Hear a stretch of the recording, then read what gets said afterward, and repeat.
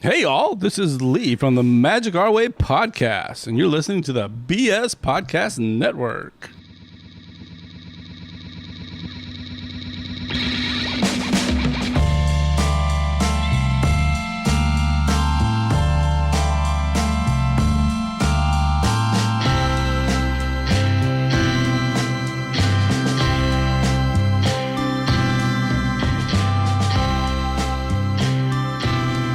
Hello, ladies and gentlemen. Welcome back to another episode of the Lukewarm Cinema Podcast.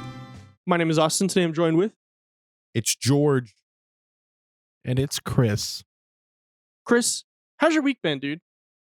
It's been pretty chill. I'll tell you about the cool things that happened this week for me, or like things I guess that I enjoy.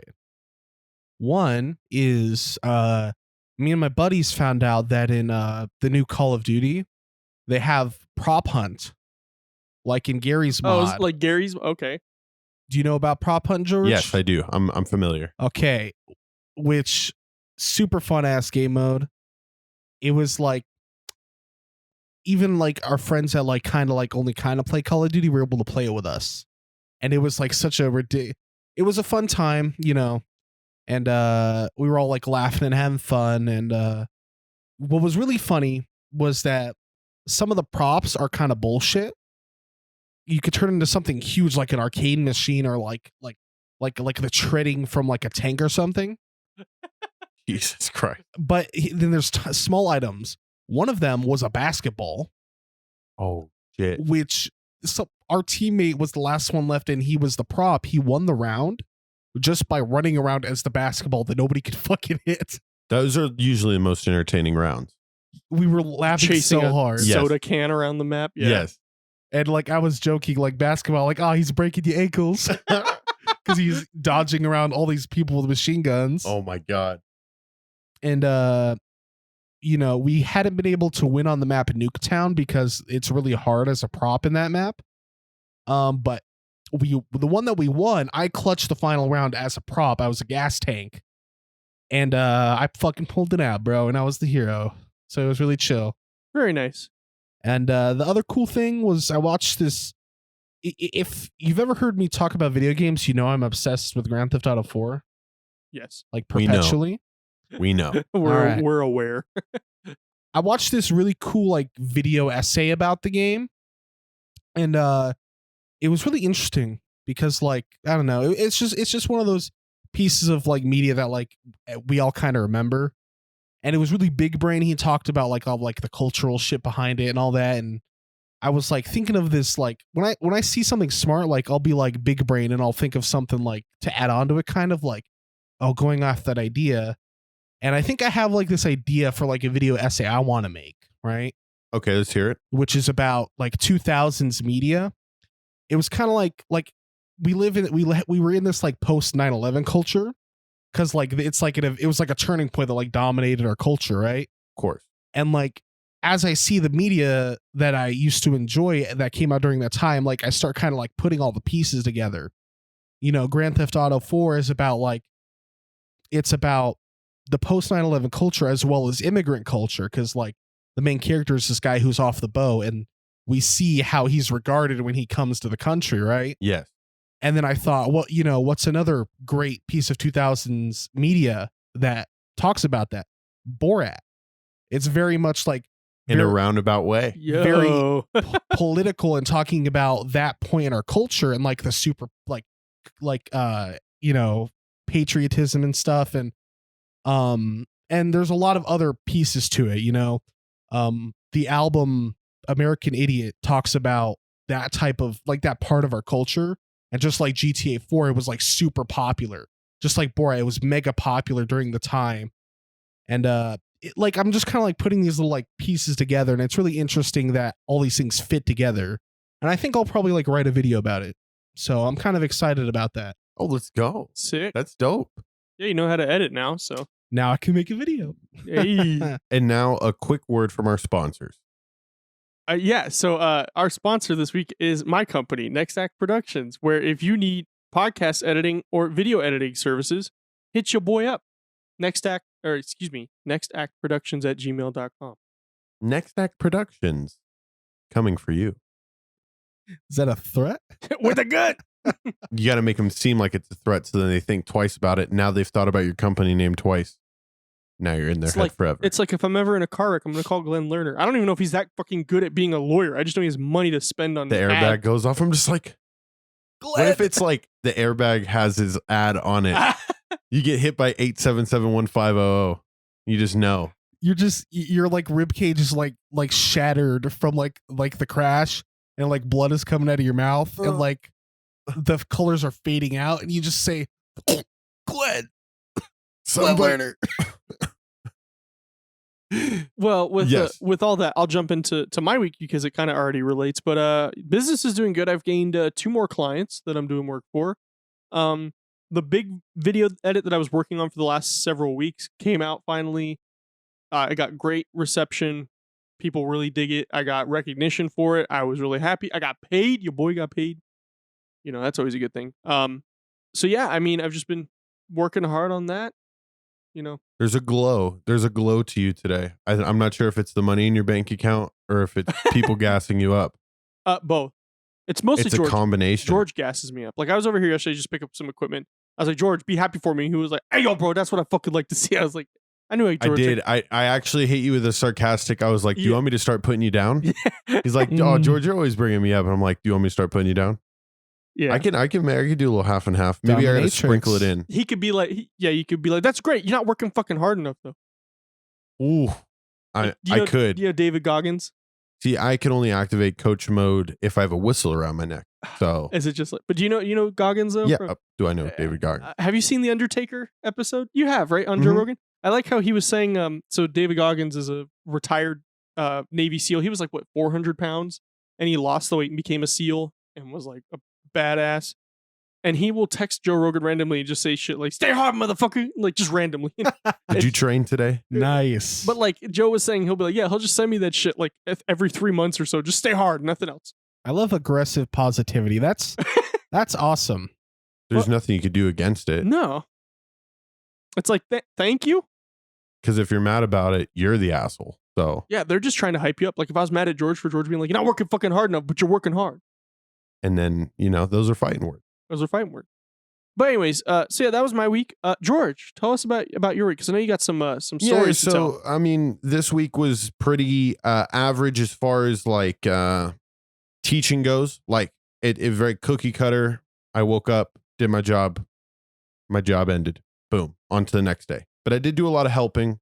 Helped Cameron's grandma move some furniture. I also had a funeral to attend to on Thursday. Oh man. Yeah, it's like for a distant family member. I didn't really know him too well. It was all in Spanish too. The service was all in Spanish, so I was fucking lost. The last funeral I went to was all in And I Spanish. said the F word, actually, me bringing it up now, I said the F word in church. And I had to have my cousin told me, she was like, George, you can't curse in church. And I was like, I didn't curse. Like, what are you talking about? But it's just so natural now. My vocabulary, It's just so de-evolved. the F word is integrated as a filler word. So basically you're Pulp Fiction now. I'm like the definition of uncensored. Mm. Yeah, like pretty much. Hey George, So- can you come talk to our kindergarten? Fuck yeah. See, I could turn it on and off. I at least think hope I so. can. I at least think I can. I mean, with your students though, can you be a little more like it's all if I'm comfortable. If I feel really comfortable, I'm like, I can let one slip. And it's kind of always fun too, because you can test it out. You can let one slip and then you can see how people react. gauge it? Always fun as hell. Always really fun. Like just looking around the room and then just being like, George is like, watch it. and then you say it right and you look around and then some of those people that you thought now you know them. Now you know them just a little bit better. But anyways, other than that, other than being the most little helpful, perfect little boy in the world, You're a fucking savage. I watched American Idol, and I think this played into me being helpful this week because American Idol is such a sad show. It sucks now. My mom was watching it because she was home from work Mm-hmm. and she's watching it and I walk in and I've seen so for anybody who doesn't know, it's Katy Perry, Lionel Richie, and then Luke Bryan. Bryant, yep. And it's the softest fucking show ever. Simon Cowell made that show. Yes. So I've never watched American Idol. So like back in the 2000s? I would see clips and, and I have Cameron next to me as a reference telling me like the same exact thing. What the hell am I watching? Where are the bad auditions? Like where are people getting ripped into? And I'm getting like this soft, cushy, every song and story is like a they go into the person's life and they make you feel really bad for them. And then so I like literally the last episode of American Idol, there was one guy who went to prison sang one of the most beautiful songs that I've ever heard in my life. I bawled my eyes out, and progressively, like I at that point I was like, can't get any sadder, right? They're going to show me something funny. This show, I just kept crying and crying and crying. And I just couldn't help it because it was just beautiful songs, beautiful stories. And at the end of it, like I just felt like an emotional wreck and like I needed to do good in the world. So maybe that's what they're doing. Maybe that's what they're trying to do, but that show fucking sucks now. Like, did you ever watch old American Idol? I didn't watch it, but it was so like prevalent in the culture that you always knew Randy, like, okay, I don't know their names. There's a black guy and the chick. Yeah, Randy and Paula Abdul. And they were always very like normal, like, oh, that was kind of good, oh, that was bad. And then Simon, it was like he was like the wild card who said, that's shit. Everything is bad. That set the culture, right? For like all judging shows need that one guy who because he went to judge other shows too. Real, right? Right. Like they have Piers Morgan did one. And they like these judges have definitely messed up. They advanced this one Cuban guy who sang Fireball by Pitbull. Probably one of the worst renditions ever, but he was air humping a lot. He brought them energy. Oh, Katy Perry was probably like, yes, I love him. Katy Perry was the only one with the brain and said, I cannot, for the sake of my credibility, advance you. So no, but fucking Lionel Richie and Luke Bryant. So let's just go. I wonder if they have a quota go to now. Hollywood. He's like, okay. He had a really heavy Cuban accent. He's like, I'm going to Hollywood. Like he was fired up. Were they in Miami? No, I believe they were in. Oh, actually, they might have been. I think they were. How many Pitbull songs were sang? Then they showed like at the end of the show, they showed this little trans girl, and I know she was singing like one of her own songs, and it was just another one of those beautiful songs. I'm crying my eyes out, and I'm like, oh, they are going to advance this chick, and they didn't advance her. And then all I could think about is they fucking advanced Pitbull, fucking Fireball. He's going to Hollywood, and this little like 14-year-old trans girl is. Are there even lyrics in Fireball besides Fireball? I realize there is, and it's about like 8 sentences.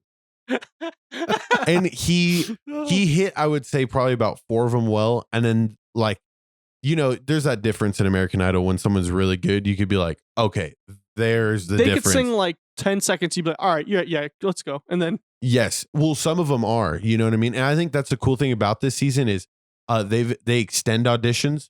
So if they really like a person, they'll be like, I want you to play this song. And they'll like test them and challenge them. Yeah, and that's cool because that's what it's really like in the music industry. Yes. Like, not to go, but it's like, so I almost went to school for jazz studies. I should have, looking back on it. I auditioned for UNLV jazz band, which is top in the nation. I did my song, and they go, hey, do you know this song? And I was like, yeah. And they're like, hey, can you play that? I was like, okay. And I had a backing band. Like, that's the weirdest thing. You go to American Idol, you maybe have like a piano player, or you have like a you just sing a cappella. No, here they were like, it was a drum set player, a bass player, and a piano player. And they're like, hey, what song are you playing? And you could just say, because like jazz musicians know every song. I'm like, oh, I'm gonna play My Favorite Things. And they're like, oh, this version? Yeah. All right, cool. We know. I'm like, oh, bet. Okay. That's pretty Those sick. musicians are so impressive. Yeah. Just say play any song and they'll know how to play it. And then like the professor, Dave Loeb, comes up like as I'm playing, and he moves the piano player over, and he's just kind of like improving, just like soul. Yeah, like, that happened. Yeah, like imagine people as good as him, but like that play every instrument. Ooh. So like that bass player, savant. That bass player in soul, like she's not looking. Nah, she's fucking doing algorithms in her head. Mm-hmm. So, anyways, but show is bullshit. I know you got more. So yeah, no. Well, so last thing, I had a little Xbox ponage moment this morning. I was playing on Players Lounge for $5 against a kid in Madden, and the game was started off great. I scored a touchdown, then he came down and scored a touchdown. So we're really back and forth. But I had like a meeting going on at the time, my school meeting, where they're talking about like reopening schools. I can multitask. Isn't that why you moved your? It's not hard. There's 1,000 questions happening, so I'm able to monitor the chat and see what's going on. But besides that, right, I'm playing and I started hearing like these little mumbles, and I had realized I had my Xbox headphones plugged, and he was talking because he was streaming. And so like he started doing a little bit better than I was. I think he got up by a touchdown, and he was like, oh yeah, no, this kid's a bum. He's even got his mic plugged in and he's afraid to say stuff to me right now. That's why I'm dotting him up. So I was like, I put my headphones on. I was like, I'm here, bro. Like, seriously, you're not as good as you think you are, because he was running the same plays. Needless to say, comes down to like the last second. I score a touchdown and then I go for 2. And I told him too. I was like, I'm about to score on you and go for 2 and beat you with like a minute left. And he was telling his stream, he's like, nah, see, this man's talking crazy. Like, went down, I did it, I won. And he was a man about it. You know what I mean? Like, we settled the beef. But I was so fed up with him just talking wild shit without you being able to defend yourself. Well, no, like, I could hear him and I was like, let me just not play into it. Like, I want to see how far he goes when he's not like hearing me say anything. You know what I mean? Right. And he went pretty far. I would have trolled him and be like, "Can I get an F in chat after I fucking beat him?" Just That's hilarious. Turn his own chat. That would have been. I got that saved now, just in case that exact moment You're happens. Welcome. Yeah, just be like, "Can I get an F in chat, boys?" That's hilarious. So, if you guys could see this title, George treated us today. We went to the movie theater. Who would have fucking thought we'd be saying that phrase? We went to the fucking movie theater today. First of all, George, from Christian and I, thank you. That was awesome. Oh, being able to go back. Like, I wasn't a movie person, but now I think I am. Like I was a movie person, like I'd watch them, but not a movie theater person. I think I am now. Like that was pretty fun. Being like, oh, this is like, it's fucking freedom, dog. Yes. Yeah. This is the American dream. I'm not gonna wear my fucking mask. You're sitting down in nice recliner seats at the top of the. Yeah, George got his baller ass seats at the top. Creme de la creme on the seat. Creme de la creme. So I'm gonna do a brief just introduction. I'm gonna let George handle this because George came prepared. He brought his notebook and we were roasting his ass because we were like, "You even gonna be able to fucking see?" And then sure enough, that shit looks pristine. It really does. I'm very surprised at how well I did. I told Cameron walking in too, because she had roasted me first. She said the same exact thing. How are you going to see? You're writing in the dark. And I was like, baby, I've done this millions of times. If it's not memorized in my brain exactly where these letters go, I probably like have an issue.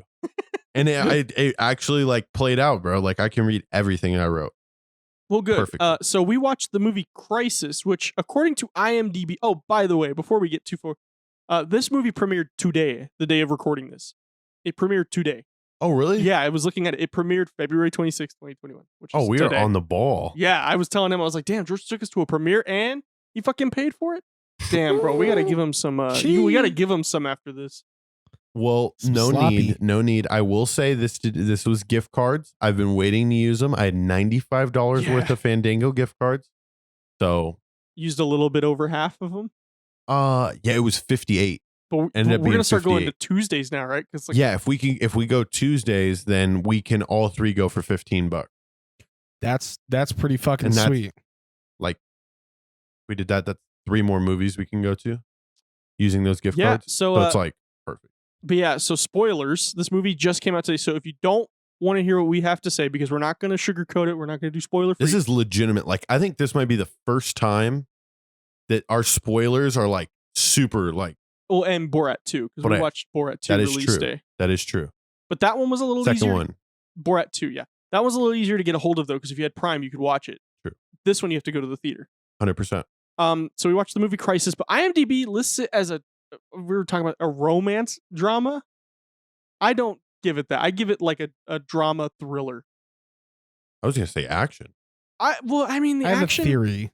Yeah, the action was kind of there. But so basically, it is a based on true events movie about the narcotics industry. Most importantly, a fake opioid. I forgot what they called it, but Clenadol or something like that. Yeah, something like that. So it's and they talk about fentanyl, and of course Christian had to laugh. I'm just kidding. I'm not explaining that. Okay. No, don't. If you're in the know, you're in the know.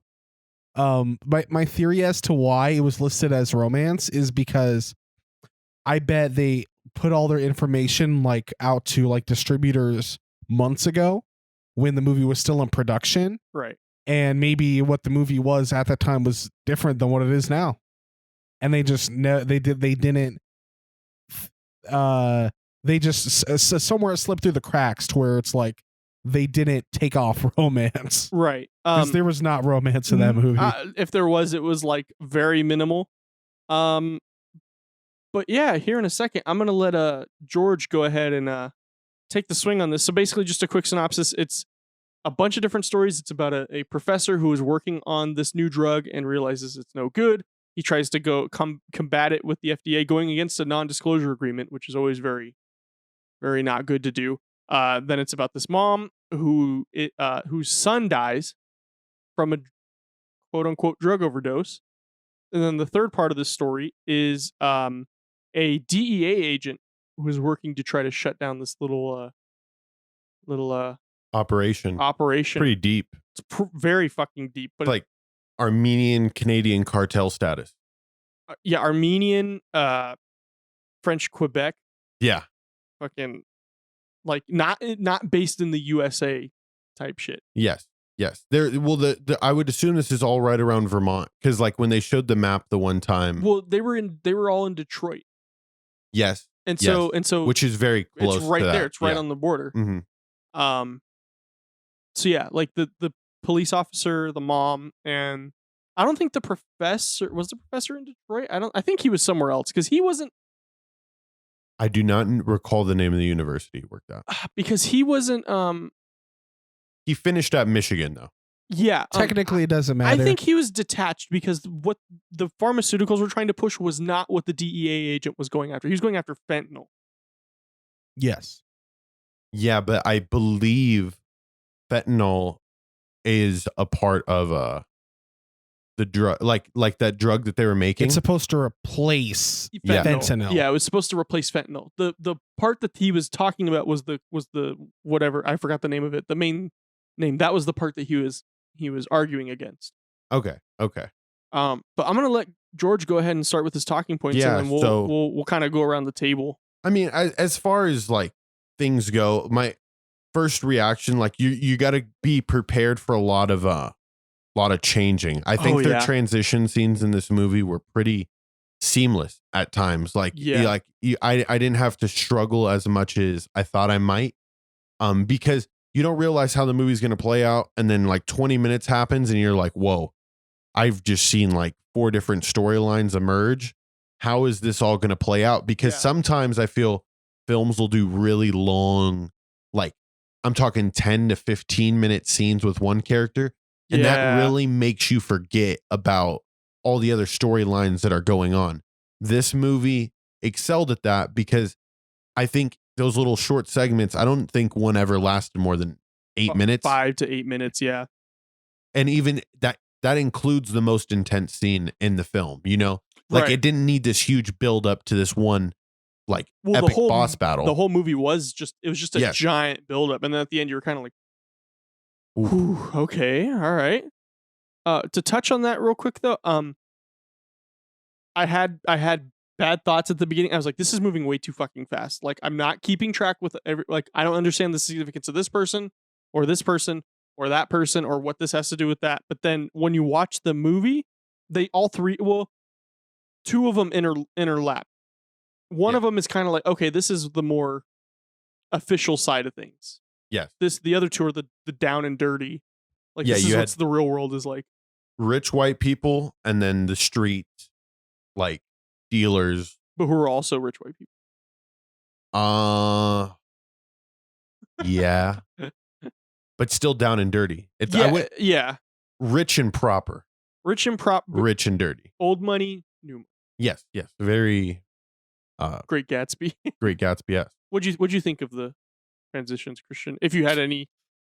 What you guys are saying is somewhat different than what I thought, because it's kind of like a good and bad for me, because where things you thought maybe were moving fast, I thought like this movie felt like most of the movie was just like exposition, like plot exposition. And then there was like the like big scene. There was like the standoff type, shootout scene. And most of the movie, like it felt like it kind of inched along, like, and like you could call it a slow burn though, which Right. I don't know if I'd say it's a negative that it was slow in that sense, but I wouldn't say I didn't like it, because it was like, okay, her son turns up dead. Okay, the professor is getting, he's going to be a whistleblower. He's getting strong-armed. That's like 2/3 of the movie right there. That is Right. true. Just those things Yeah. slowly kind of coming out. Yeah, they unfold. I think though, like, I kind of agree it could have been done a little better, but I kind of liked it because it didn't feel like, hey, here's this thing. All right, that's it. It was like, hey, here's this thing. It You want a little did more? feel fairly organic the way Right. they like they didn't like ever like put a square peg in a round hole and like say this is how the stories are connected. They just kind of did it like with the guy Cedric. First, Cedric is the guy who gets fucking taken, the drug runner. In the first 45 seconds of the movie. Then like you see his name brought up in first it's brought up in the cop story, Agent Kelly, and then later with the mother story, then Cedric becomes relevant in that side of things. So I did like the way that it felt kind of organic how the stories came together, Definitely. despite Yeah. maybe sometimes it being too slow. Yeah, the thing I always love about movies is the shot continuity, and if the plot has no holes that are glaringly evident that leave me after the movie asking, what the fuck was that? Or Yeah. like what was that person doing in that situation? I didn't feel that really here at all. I really tried to analyze it. I didn't have any glaring mistakes as far as like character progression and the overall ending. See, I kind of agree with that because at the end of the movie we just kind of sat there and looked at each other like, wow. It wasn't like we were going, hey, what was that about? It was like okay, we took a second to digest it. I feel like every question that came up in that movie was answered in some sense. It might not have been a very thorough, deep answer, but it was just kind of like, oh yeah, this is what happened. Okay, on to the next thing. All of the storylines could be their own movie. Oh yeah, most definitely could have been their own movie. I think it was a good artistic choice, but also a bad artistic choice at the same time because you can make more money. Yeah. But I think we have to look at the grand message, right? Right. Opioids are fucking killing millions of people, or will be killing millions Yeah, of people. because I think it's like every year they kill 100, or like last year they killed 100,000 people, but that number grows by over 20% exponentially every year. Yeah. Yeah, Off and the it was top of my head, 20%, over 20% every year, and I think it was in the hundreds of thousands though. And it hits home a little, I know a lot of people that use prescription drugs. Yeah, I have family members that have still have battles with it. Bro, it's because it's so it's not like alcohol in the sense where you're like looking at it like, oh, I'm gonna go get fucked up, there's bars, like this is legal, this is awesome. No, this is like, oh, you need this to feel better, and I'm your doctor, and I am telling you this in the best of faith because this is all I know. And then you realize the reason why that's all doctors know is because in the universities they're suppressed and they're not, Right. This movie does a phenomenal job of the messaging. Like if I ever want to tell somebody, and I knew it too by reading the synopsis, what kind of movie can portray what the drug world actually looks like in a cinematic fashion that's not like a documentary, they should like, and I think they did an excellent job at it. Like you leave knowing that, wow, this we're seeing about this now. Like it was like the movie Concussion in football, and then you see all these changes, and then you see a movie like this come out, and then hopefully you start to see Some changes in that. Yeah. For people who are kind of wanting to know what kind of movie this is like, For me, because of how grounded in reality and almost like in your face, raw, real this is, I relate it to Sicario. Have you seen? No, I have not. It's a movie about a hitman, and they're basically like battling the cartel.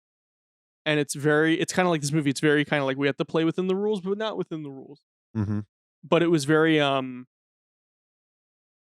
realistic, and it was like, hey, this is what really happens out there every day. And it was kind of like, oh, it kind of shook me a little bit, like, oh yeah, this is really what happened. Like, this isn't just like, oh yeah, they have a cool shootout. It's like, no, people get fucking offed because they're trying to cut out loose ends, and it's just collateral damage at that point.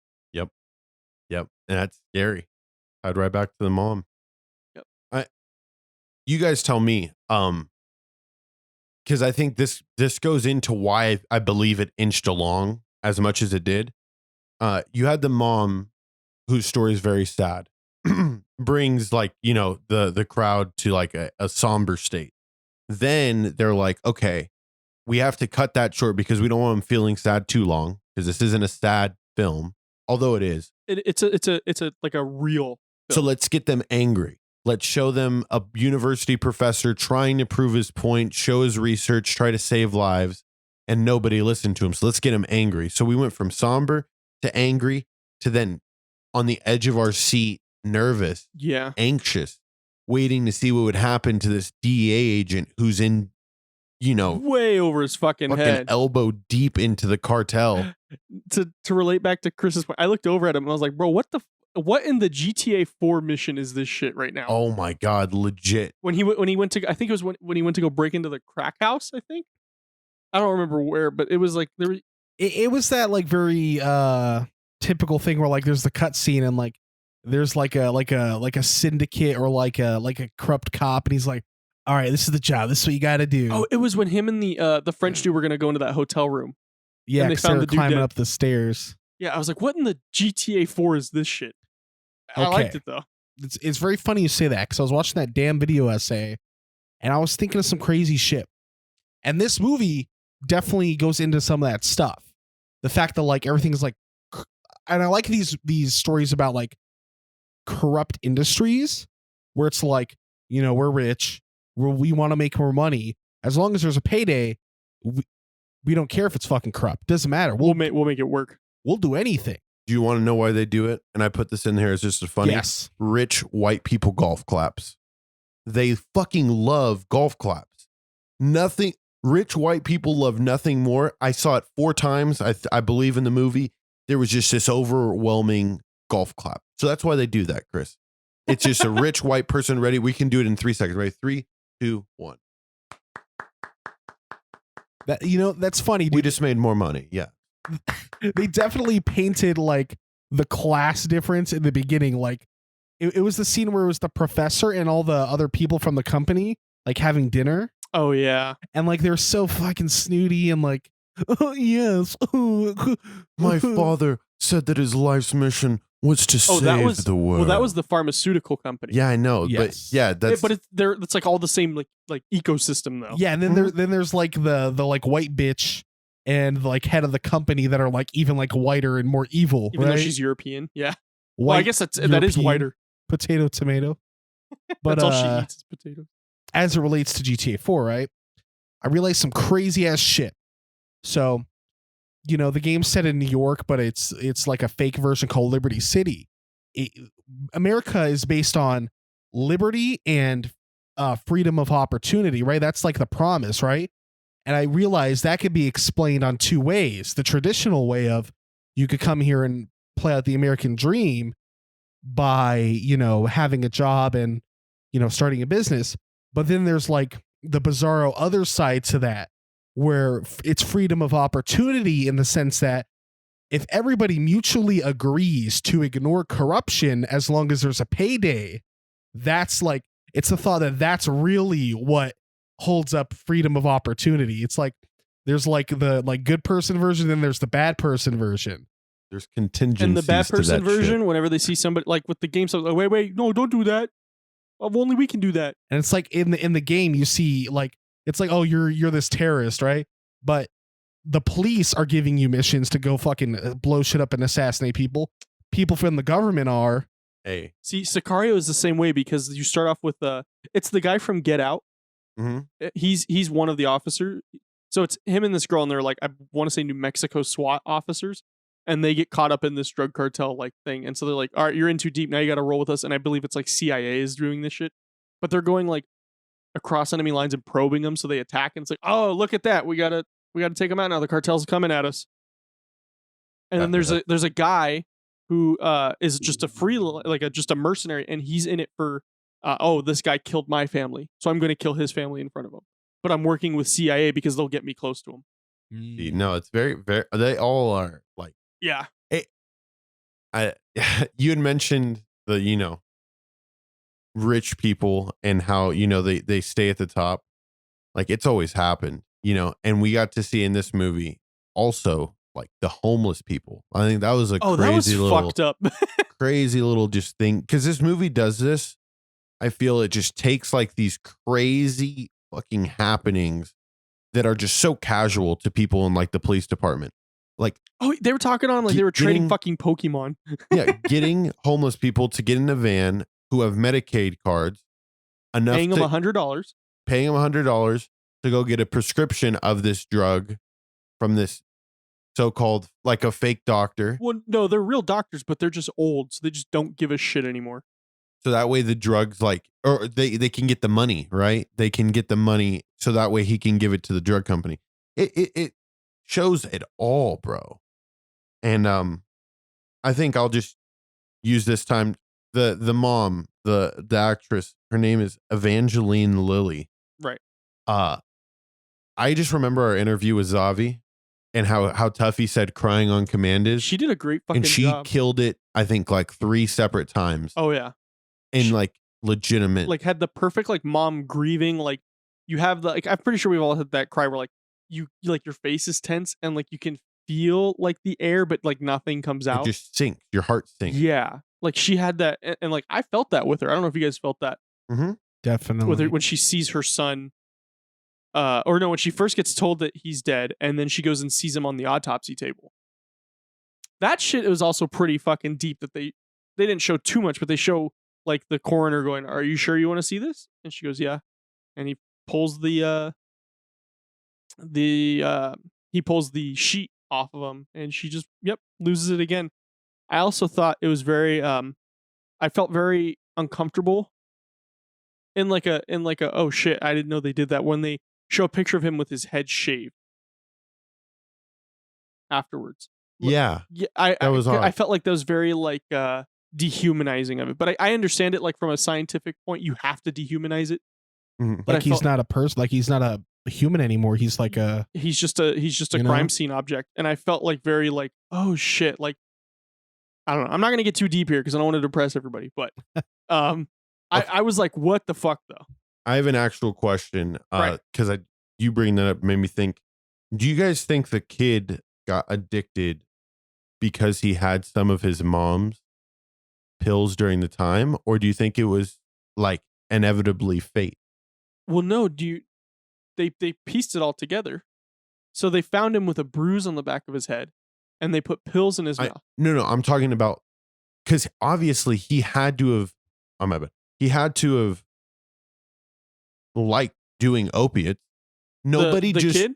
Yeah. No, they because they did it to Cedric because he ran the drugs because he ran the drugs for him. Shit. Yeah, that's why There's no questions you could ask about this movie. God damn it. Yeah, they explained that. See, I was, to be fair, for a good like third of the movie, they kept that like unsure. Oh yeah, and they introduced the mom by her being a recovering addict of opioids. And so like they give you the benefit of the doubt, like, oh, like, she can't be a terrible parent. That'd be terrible if he died of an overdose.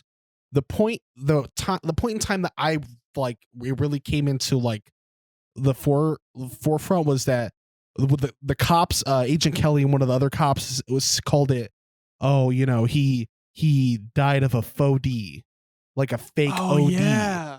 They bashed him over the head. That's why he had the bruise. Then they put the fentanyl in his system. So to the police, they turn their blind eye and say, oh, it was an overdose. Yeah, because the officer was explaining, because he goes, the officer was being very what's the word? I want to Condescending. no, he was being very like he was attacking her, like he was being very like passive aggressive to her because he goes, yeah, ma'am, oh no, her sister fucking ratted her out because she had her sister with her, and her sister was like, well, you took pills and everything, and she was like, those pills were gone for months. And he goes, well, kids can take them and hide them for months. Yeah. And then he goes, we'll see what comes up with this investigation. Like as if he was going to go, yeah, we know he probably got him from you and you're going to go down for it. 100%. 100%. And that's another like great acting scene from her. Her getting I'm mad. fired up because nothing's worse. I mean, it's inevitable, right? Nothing's worse than you actually trying to be better at something and then somebody ridiculing you at your lowest moment. Right. Like your son just died. Like at no point in time, right, was that officer ever like very grieving or like, And he was just like, we understand. But he's like, but this is like the 100th overdose this week. So like he's just and he definitely said 40th. I believe. Was it 40th? It was 40th. He was saying it though, it was like he's just another statistic now though. He said something else really shitty too. Oh, what did he say? He was explaining how, well, he's a kid living, with a single mother, fatherless. Oh, right. This happens. Well, yeah, because he goes, are you a single parent? She goes, what are you getting at? Mhm. And he was trying to like, basically like solve the case half-assed. Just be like, yeah. And you know what? To his benefit, his job, most of the stories probably do play out like that. Oh, yeah. So he's just, I've seen this 100 times. There wasn't like an Armenian Canadian fucking like conspiracy.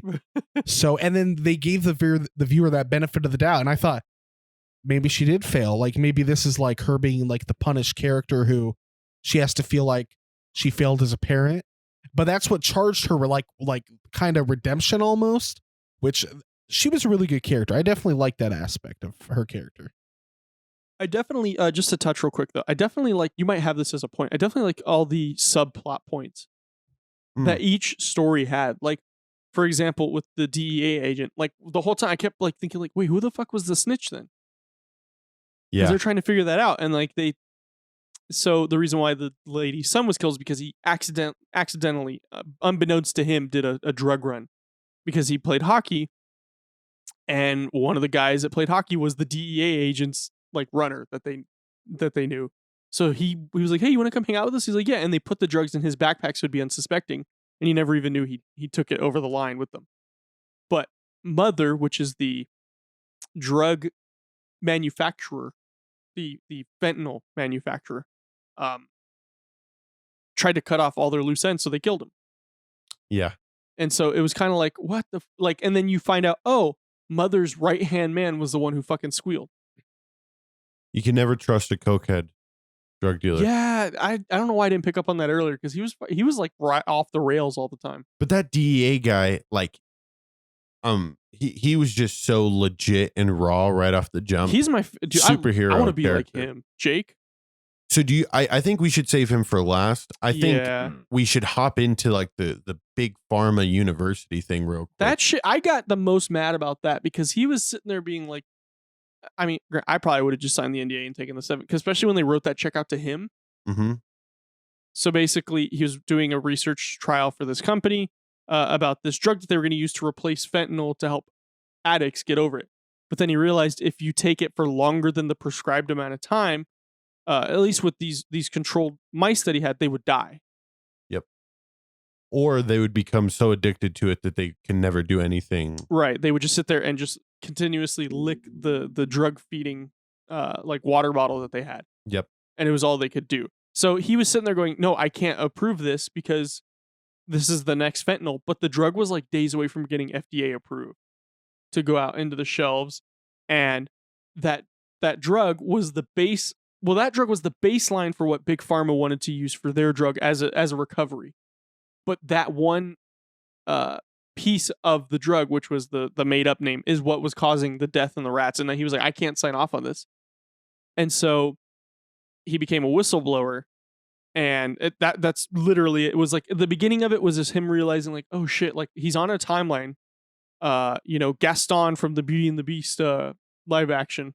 There is one little hole, I guess you can say, because there's no way in the human trials that they didn't experience some form of, seeing that it is becoming more addictive. Well, no, because they stopped at 7 days. That's the thing. Yeah, I understand that. But, they themselves, they just showed one graph at a fucking meeting in a quick snapshot, right? Like, oh, look, chart going down. Good. And everyone's like, yes, rich. That was the first rich white people golf clap. Yep. Yeah. And the CEO, white lady, even kind of contradicted that point because she goes, you're holding this up for one animal test. Which is true. It is true. But it's quick thinking, you know what I mean? Like, science takes time. That's 2 weeks that went by when he had to do the 10-day test again. 3 weeks almost. Yeah. And time ticks when it's like about to hit the shelves. Yeah, and so they were trying to get him to sign an NDA about it because they were like, hey, we want you to stop. Like, you have a non-disclosure agreement. We will provide more funding for your university if you don't do this because we're so close to getting on the FDA.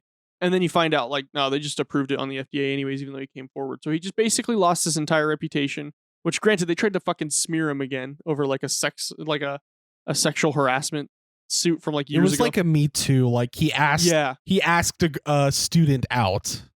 Yep. Oh God. Sue him, right? No, he like the university world itself. I don't think it gets any more pure than what that guy is right there. Right.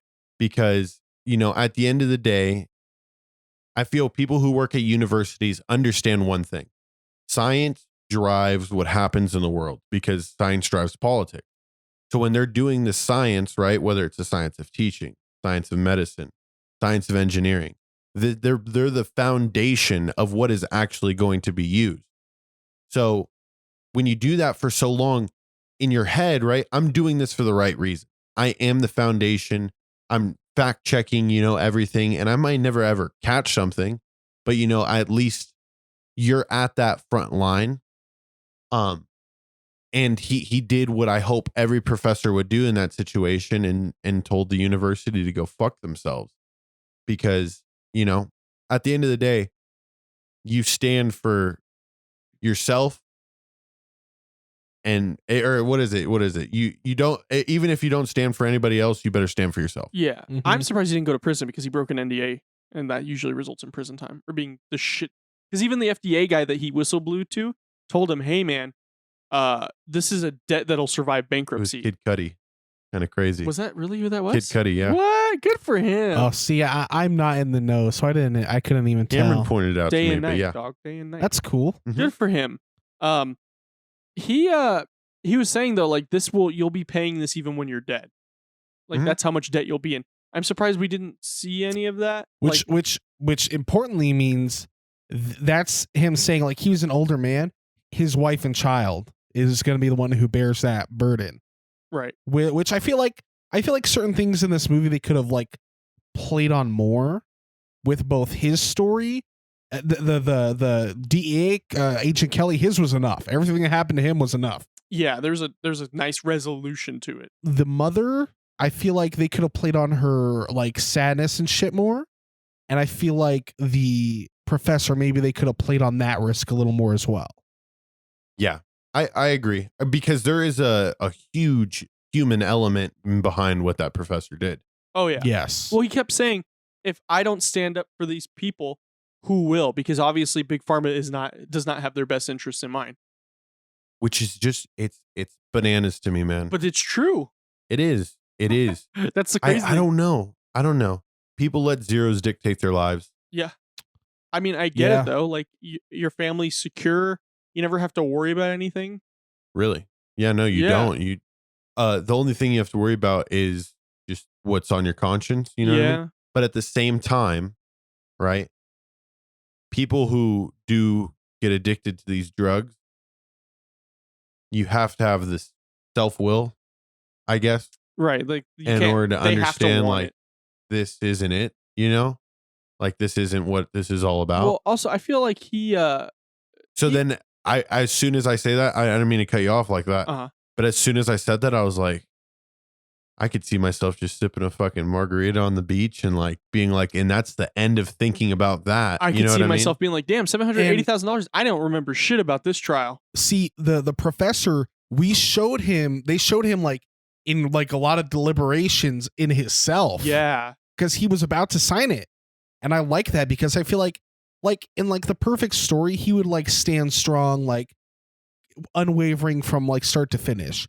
But we see him like deliberate and say, oh man, this is some shit. And I like that because I feel like that's how it would really happen. Mm-hmm. Yeah, but he was going to get screwed either way because the NDA clause that he was going to have to sign to get the check said that they would have to claim that, oh, we made inaccuracies in our test. So they were going to mark him as inaccurate either way. They're going to mark him off as not. Isn't that, it makes you think though about so many things that have actually been hidden because, you know, people get paid off and it's like, wow, you know, it's a lot of work, you know, look at to Frank find Serpico. something. It's a lot of work. Frank Serpico's on the smallest level. For real. I was thinking, do I have anything else to add on to these rich white people and universities? Nah, fuck. Oh, universities should not exist anymore. I don't know, but then says here's somebody the who has thing. a degree from a university. Here's the thing. Universities run based off of people giving them money. Right. Students, but most importantly, like big time companies, and in places that have like a genuine interest in, you know, having their foot in the door to get those people that graduate from there to go work at their companies or just to keep up what they got going on. It is such a fucking sham, if I'm being honest, because you could do everything on your own. Right. And had this independent study be done on its own, it may not have the credibility, you know, but at the same time, you have the freedom, just like we do with this podcast, to broadcast it to the world in whichever way we want. Right. You're confined more by what the universe, and they were saying that too, because his friend, who he'd worked with for many years, was like, we are not wanting to jeopardize the reputation of this university because you think that this animal trial is not good enough for this drug to be passed by the FDA. For what was their name? The company, the big pharma company, something tree or something else. It was like that? Light Tree. No, it was like Nola Light or something like that. It was RWGC, Rich White Golf Club. Oh, okay, yeah. So, Okay, anyways, let's yes. just say they were a big pharma company, and they got most of their funding from them for the last 8 years.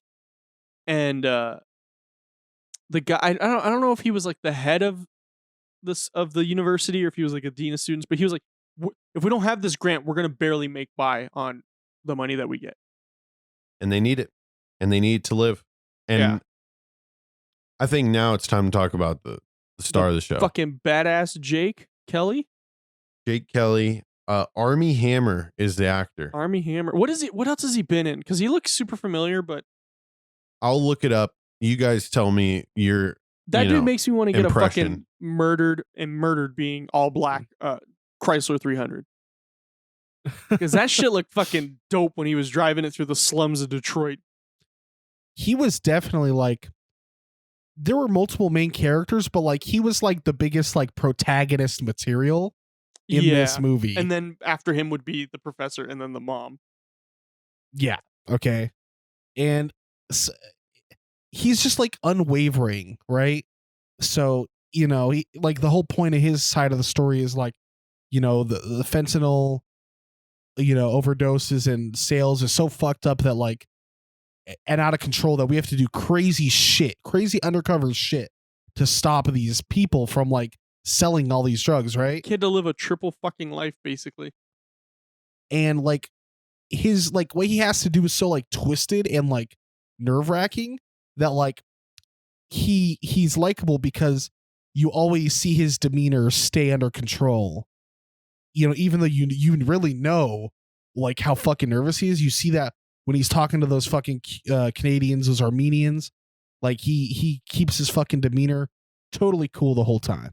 I feel like he was more scared of the Canadians than he was the Armenians, because the Armenians he would like talk shit to him, call them bitches and shit. They're like on the same team. They're like I think Armenians and Canadians. early on though, he knew Mother was the head, like Yeah. you know, Mhm. the mother.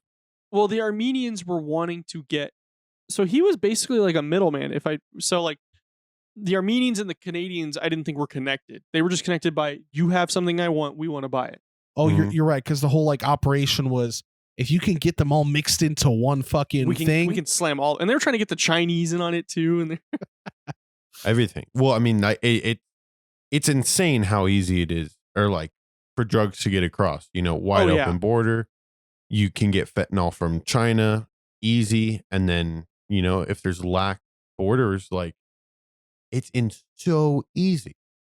right, And you get to see his one thing I wrote down was like his best friend, right, which was also the director, just like his buddy. So like you got to see him. Oh, yeah. That was like, I guess, his softer life that he lives for about 2 minutes, well, I feel like walking between badass movie scenes. I feel like with him, it was him still being. I feel like his softer side was his sister. You got to see him as a human with his sister. I changed that because I think he loves his sister enough to save her, but his sister doesn't love herself, Oh, and yeah. he hates that. Yeah, And that's why I think the times he had with his partner, right, which was the director of the movie, that was his like chill level, like, because you could see it when, obviously his partner gets shot in the neck right in front of him. oh, that shit It's was a like different feeling. He reacts way differently to that than he did when he saw his fucking sister, cracked out in a right. He almost blew a in a trap junkie's house. brains out in the fucking trap house. That was crazy. That I was thought, hilarious. I thought he was gonna do it. I thought he was just gonna be like, collateral, bow. Yeah. Fuck down. I think that was was his the- exact line. That dude, he was like my favorite because he's just badass. But he was badass, but not being like, I'm invincible badass. Like he was like, I'm badass because I'm fucking hardened because of the shit I have to deal with. What I liked about him was that first they try to root all the stories in like the same thing, like opioids, big fucking problem, right? Which like this movie functions really great as like a dramatic expose. I love the movies where like it has the drama and then it like puts the stats at the end of the movie. This movie fucking did that. Badass, right? Now the Agent Kelly, his relation was that his sister is a junkie and he really has to fight hard to help her out. And he sees how susceptible she is. And so that his calm, collected demeanor, that's what drives it. That like desire to save people like his sister. And then it plays into the mother's story. Not his mother, but the mother who's like the other like main character. And their stories get tangled up together. And he comes back to save her when she confronts Mother. And he just says, I helped you because you remind me of somebody. Right. He saw how hard it is for his sister to climb out of the hole she's in. And she looks at that woman and says, wow, you have kind of this determination. You turned around your addiction and you have this determination about you. So it was kind of cool seeing those two stories come together. Really They're gonna liked hook it. up. If In the sequel. the movie, okay, and here's the thing, like I said, certain things, if this wasn't three stories, certain things could have been more fleshed out. And I feel like that would have happened. Mm-hmm. Because I thought about the early in the movie, like, look at their like values and like what's around them. Like, dude, like, Ties together perfectly. so perfect. I Yeah. think he perfected the like one sentence stunners.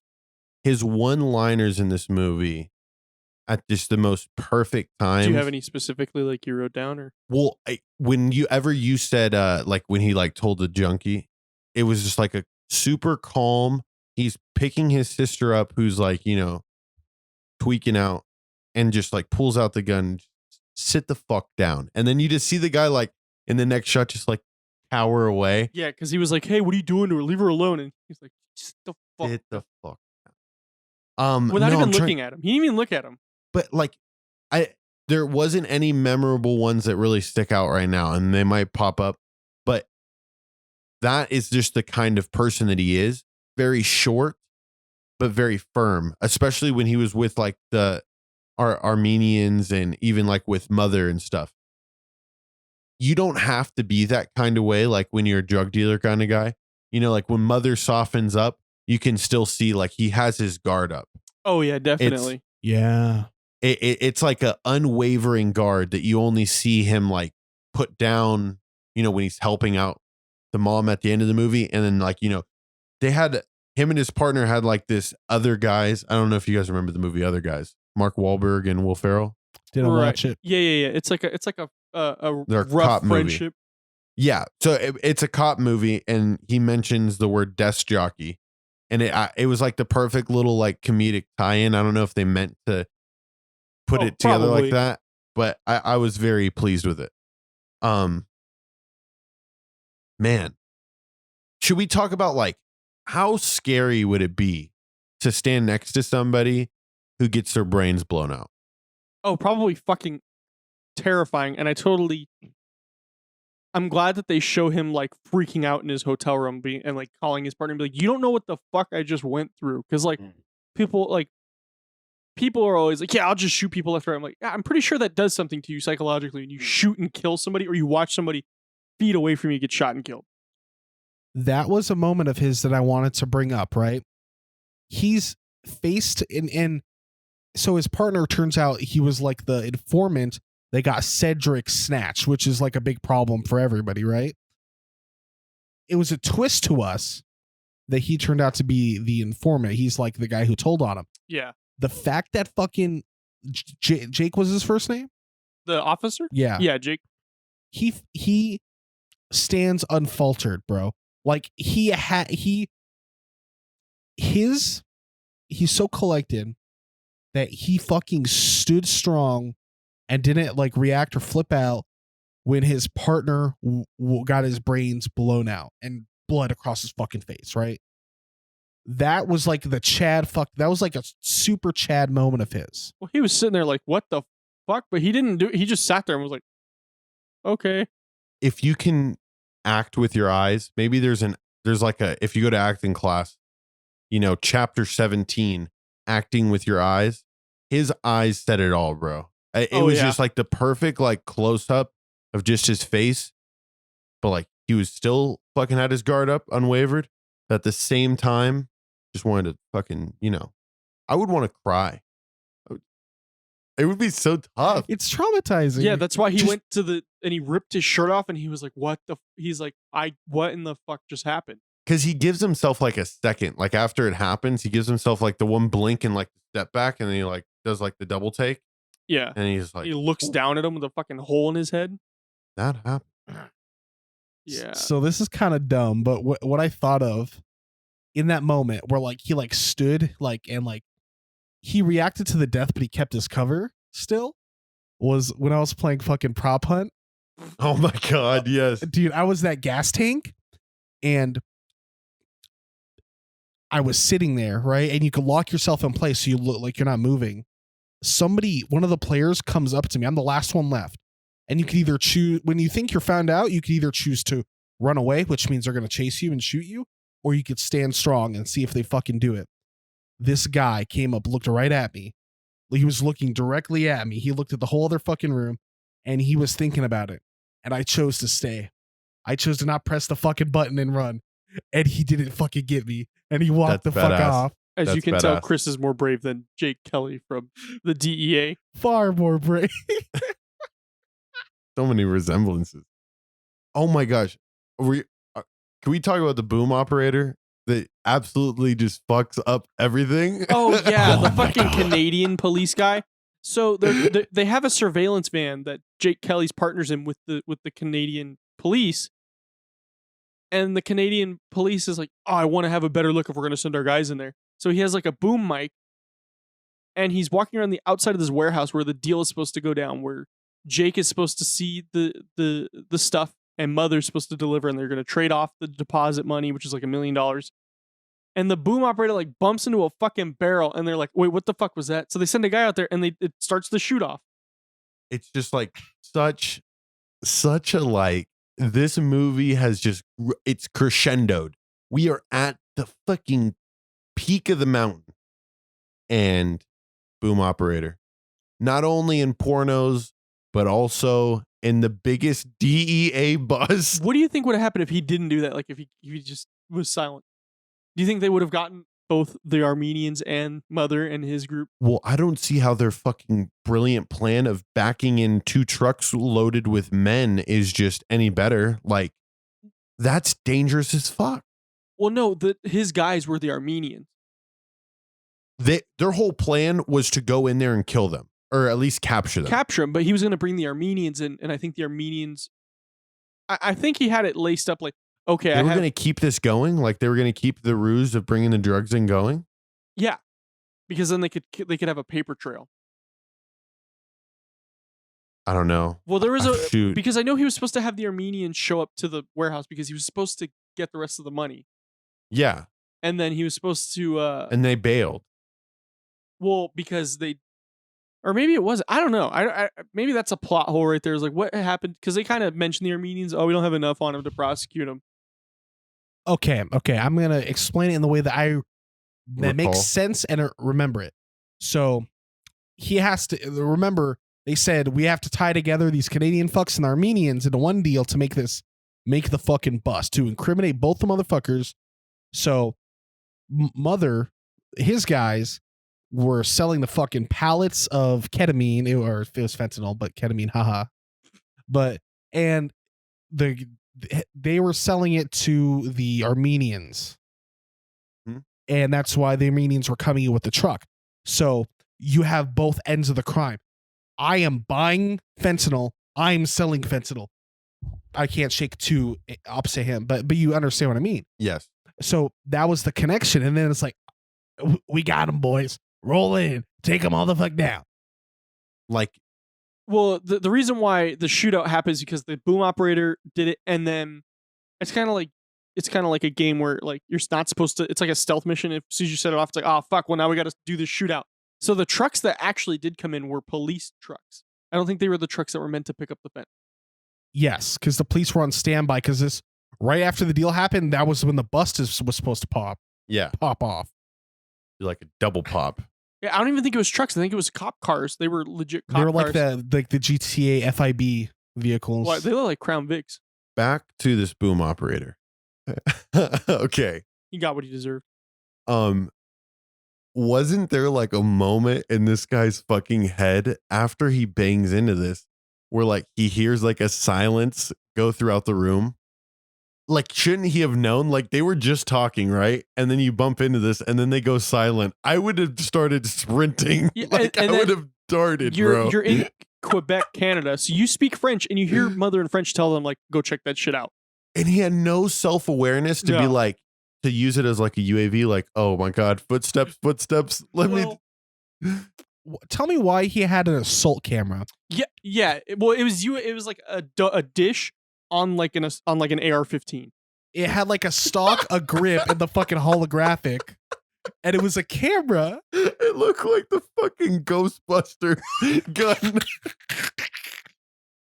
I saw a meme where like it's like a camera tripod and like camera accessories. Oh yeah, like oriented to look from like if you're just look at it real quick, it looks like an AR-15, and the meme is like, tell me why any citizen would need this. And I saw that scene and I'm like, he has the assault camera. I remember seeing that. I actually remember seeing that. Oh All my right. God. Well, so we're kind of running out of time here, so we'll go to Christian first to make any closing points, and then give us your pineapple rating. Okay, two things I want to touch on is first, I love this type of like corporate corruption movie. It reminds me of a movie called Aaron Brockovich. Don't know if you guys have seen it. I think it's Nicole Kidman that was in it. My mom liked that movie, and so then I saw it. Basically, this fucking oil company is they were dumping water. What was happening? There was chromium in the water. It's like this, like it was like a carcinogen, and basically the company was dumping the they were like doing tests or dumping waste, and so there was a carcinogen in the water. People were getting health defects. in a bunch of different places that the company like was prevalent in different states. So basically it was a payoff situation where they paid off the families, you know, to not like say shit about it. Basically, this woman, she's working at like a law firm. She catches on and she goes on this huge like personal investigation. Like, and like, she's not like an investigator. She just applied there for a job and she's like, oh shit, I just uncovered this thing.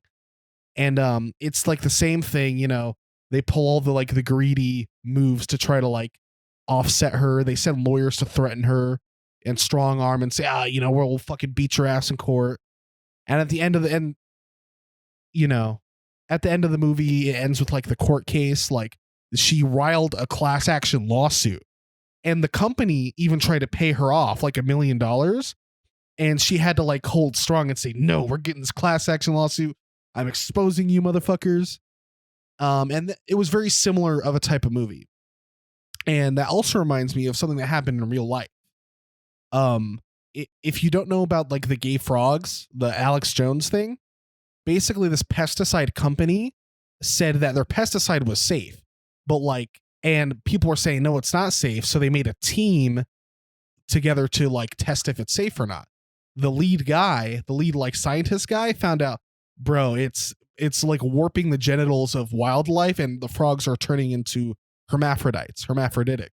Oh my God. And guess what? They kicked him off the team.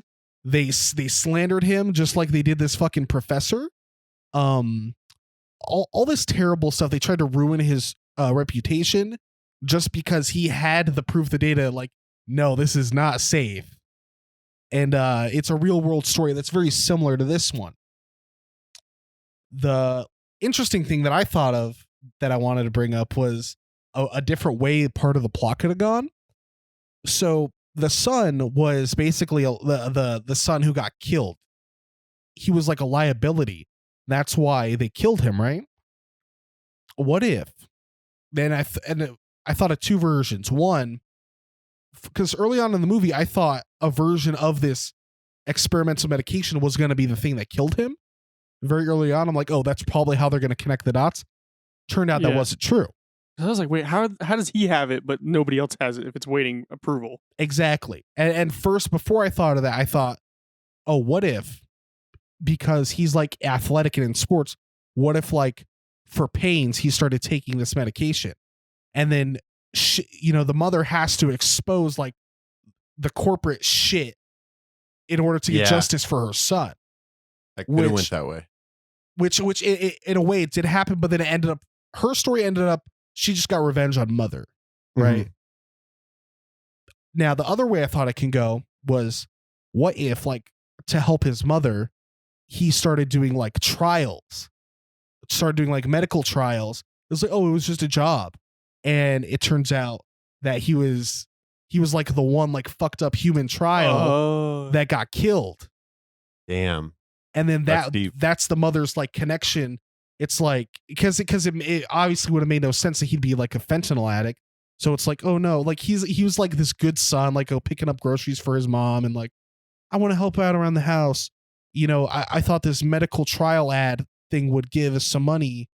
And you know, so it was like a hypothetical, like they could have done some different stuff there. Yeah. I wouldn't say I disliked how it went, but I like to brainstorm those things. I want to know how much architects make in Detroit if the little boy has to help by getting a job. No, for real. They kind of had a nice house, though. Well, yeah, she's an architect. They make a fucking band. That's what my dad went to college for, and he was like, "Yeah, I'd have to go get my master's to do anything with it." That's what most of them do, man. So, what do you rate this? Okay, and we're back to out of 5 pineapples. Right. Okay. I think I'll say 4. 4 out of 5 pineapples. It was pretty good. I felt like the 3 stories, they intertwined very well. The motivations, all the characters were good and their motivations were really good and you like them. And there was like some cool twists and like thriller moments. The negatives being that at parts it was a little slow, and because of the 3 stories unfolding, I feel like certain parts of the plot didn't get to flesh out.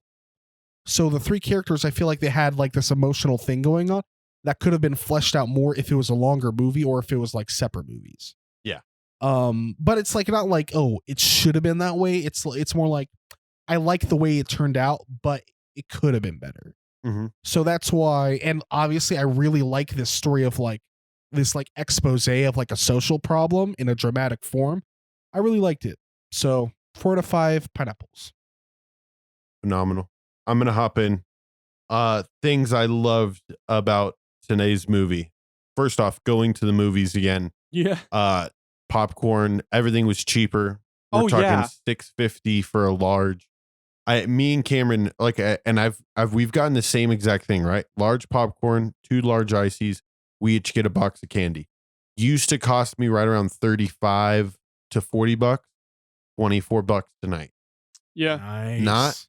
Not like crazy unreasonable. So I was able to do that. I loved that. I loved that we had a person to our right Tripped you out. I could not stop well, I did eventually stop counting. After about 7 times of him going down the stairs, I wasn't sure if he had like family down there or like what was going on, but he would go down and then he would come back up like 4 or 5 minutes later. And he did this. I have 8 times here was written down last time. And he did it like 4 more times after that.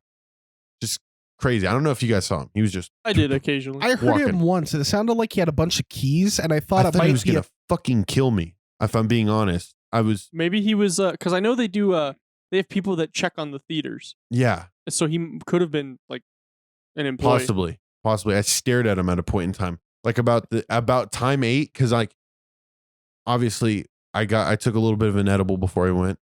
So I'm in that state of anxiety where, you know, if stuff is going haywire, like a person continuing to walk to my right, I get nervous. And then that's all I could think about. I was like, oh, this guy's going to fucking kill us. I was like, and then this is where it's really fucked up. And I'll keep this short. It's kind of messed up that you can see where people are going to sit in a movie theater. Imagine if the guy from Aurora knew exactly where you were going to sit and you could fucking see where people can sit before any movie, legitly any movie. Yeah. Oh no, that's fucked up. Isn't it? That's scary, bro, dude. We need to call the fucking media. That's fucked up, George. That's bad. I was like, we were in the back row and I was like, they could have bought the 2 seats right next to the staircases. And then, you know, like, bro, we're toast. Like, we're done. Yeah. Okay. All right. And if you want to like take it to another level, like what if somebody worked at the movie theater and he like wanted to do that and he like planted bombs under like each seat that was bought, there's like a bomb under it. Oh my God. Like, and it's bad. It's fucked up. But that's not okay. Our culture has like led us to expect terrible things. Okay. So don't, fuck me for making a joke. Okay. Last thing. One thing that I love about movies and that this one showed a handful of times in their transition scenes, like B-roll. So like those in-between shots of the city and the, like at nighttime with the lights and then the ocean. There is something to be said about that, and seeing the cars move in traffic. I don't know. It kind of like caught my eye and I was like, you guys had everything in this movie. We're talking about a good overall message and morale. This is going to get 4.5 pineapples for George. Very close to a 5. Like I want to give it a 5. 4.5. Yeah. Oh yeah. Sorry, I got 4.5. my math confused. Not 45 pineapples. There's a decimal in between. Niggas from the math problems. Oh my God. 45 pineapples. Dude, but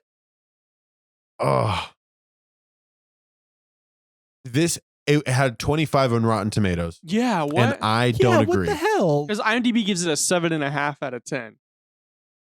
Which that's not 25%. Rotten Tomatoes. That's horrible. Yeah. Honestly, Rotten Tomatoes has. They're part of Big Pharma, those fucking pricks. No, dude. They've lost their credibility. Like, I already don't take critics, like any type of critic thing in high regard.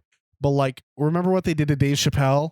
Mm-hmm. And like, there was like a charge to get him to Rotten, like terrible movie because he said something that pissed off the political mob. Bro, fuck Rotten Tomatoes. They can eat my ass. That was a good movie. Yeah, it was. Austin? I'm gonna give it the same rating. I'm giving it a 4.5 out of 5. Almost a 5. There was some things I was like, okay, this isn't the best movie. It was a damn good movie. I got definitely Sicario vibes, and in the beginning, I got very like Pulp Fiction Tarantino vibes because it was just like there's all this shit happening. One of my favorite parts, which is probably the most fucked up part, is how Jake like stages a fucking crime scene because the mom goes and kills Mother. So during the shootout, Mother gets away from the warehouse, and Mother or the mom hires Private investigator. PI to get info on like who gave my son drugs. So she follows this rabbit hole and she gets to Mother. Like she gets to the same part where the DEA agents have been working. So she originally tries to kill Mother at like a bar, and Jake sees her and stops her. He's like, because now he's been tipped off that there's somebody doing research on this person, and he goes, "Nobody wants to see you dead. Go home." And he unloads her gun and everything. Like he's like, "Bitch, you don't know how to use this. Here you go. Seriously, stay out of this." Yeah. So then she like goes home distraught, goes back to her hotel room distraught. And then the private investigator goes, "Hey, I got some info you might want to hear." And then at the same time, Jake is trying to, because the basically the two police departments were like, "Yeah, we're not going to continue to fund this because we lost 2 people on our side and you guys lost 1 person on your side. Like this is already too much for us to do." So they're like, "We're not going to do it." So he's like, "Fuck this. I'm going to take it into my own hands." So he goes to a bar, finds out where Mother's going to be. He finds out, oh, he has a plane near the shipping yard. So he goes there, and who does he find there but the fucking mom who's ready to get vengeance? And she does get vengeance. She shoots Mother like 3 times. Mm-hmm. And so she shoots him with a Glock, which expels cartridges, aka the shells that the bullets are in. Homie Jake uses a revolver, so his shells don't go anywhere because he shoots the other guy. Because the other guy, so she shoots Mother, shoots him like, she goes, "Hey, Mother," and then shoots him like 3 times. And he has like another guy with him, and he shoots her once in like the arm. So she's wounded. So Jake comes into the rescue and shoots that guy like, I want to say 5. I think I heard 5 shots total. He goes 1, 2, and then he goes 1, 2, 3. Like he like does a triple tap on him. This motherfucker Jake grabs casings, grabs guns, switches it all around, and then goes, "Ah, man, yeah. Hopefully people will think that it was two mobsters fighting for $1 million because they had cash on him." But just like in typical Jake fashion, right? Just speedy. Oh yeah, Knew like didn't even exactly the way he I wanted wanted to to go look to at it. DEA school, man. If they teach you how to do that shit. It was some like Dexter-esque, like, oh shit, crime scene's got to look perfect. you Yeah, know? so he just plants casings and plants other guns on people, and it was just fucking wild. But yeah, I give this a good 4.5 out of 5. Pineapple's really good. I suggest everybody go see it. Yeah, I want to give a little quick last PSA. Guys, I'm a drug guy. Everybody who's listening to this podcast knows I'm a drug guy. The one time I went golfing with a doctor, and it was just random, we got paired up. This doctor himself said, like, you can enjoy yourself and have fun as a kid. But he said one thing to me that I'll never forget. He's like, you stay away from opiates. They're the most addictive and most dangerous drug on the world. And this came from a doctor, and it stayed with me to this day. I always, and we were talking about it before. We know people that do these. Okay. The mindset on them has got to change, because it's not like taking fucking Advils for a headache, right? This is something that's very serious. So watch this movie. You might get that emotional connection, and you might honestly change your perspective about, the things that you're doing. Well, we thank everybody for listening to this episode. You know where to find us: Facebook, Instagram, Twitter, Lukewarm Cinema Podcast, YouTube, Lukewarm Cinema Podcast, TikTok, Lukewarm Cinema Podcast. Yep. Go see us on all that stuff. If you want to get in touch with us, lukewarmcinemapodcast@gmail.com. And until next time, guys, Jinkui. Jinkui.